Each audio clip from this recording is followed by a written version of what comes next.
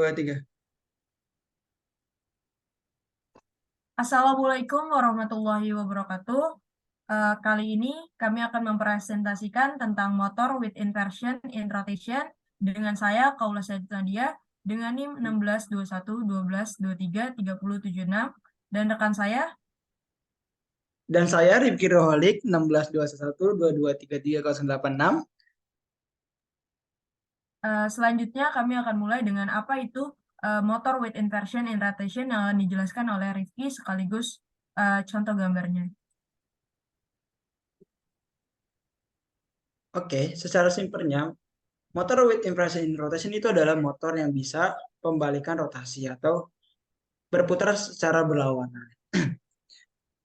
Motor ini bisa mengubah arah putar rotornya. Jadi, motor ini bisa berarah searah jarum jam atau berlawanan arah jarum jam, yaitu counter clockwise dan clockwise. Oke, selanjutnya ini rangkaian simpelnya dari contoh berikut. Jadi di sini saya mengambil gambar di mana di sini ada motor dengan 3 pasang dan 2 relay. Di mana relay pertama itu dengan C1, yaitu ketika aliran listrik atau relay C1 menghidupkan aliran listriknya itu, maka motor ini akan berputar clockwise. Dan sebaliknya, jika relay 2 aktif, maka motor ini berubah arah putarnya menjadi counterclockwise. Nah, oke, untuk lebih lengkapnya lagi dan lebih detailnya akan dijelaskan oleh Kaula Sayyidatun Nadia.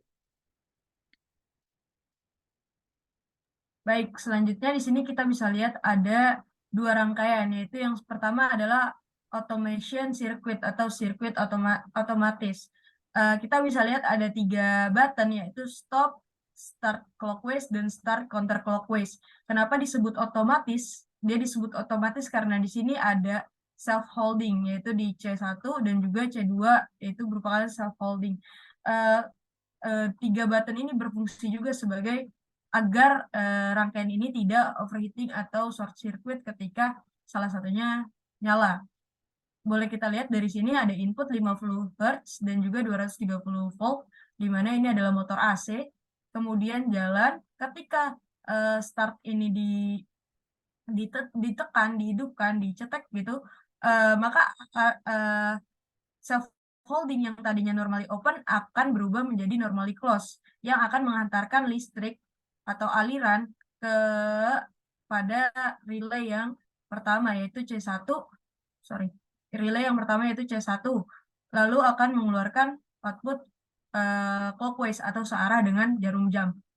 Begitu juga sebaliknya, yaitu start clockwise. Di sini ada start clockwise, di mana ketika aliran listrik atau tombol atau button dari start clockwise dipencet atau ditekan, maka C2 atau self holding C2 ini yang tadinya normally open akan menjadi normally close, yang akan menahan aliran tetap mengalir melalui C1 dan masuk ke dalam C2, masuk ke dalam relay C2 dan menghasilkan counterclockwise seperti itu.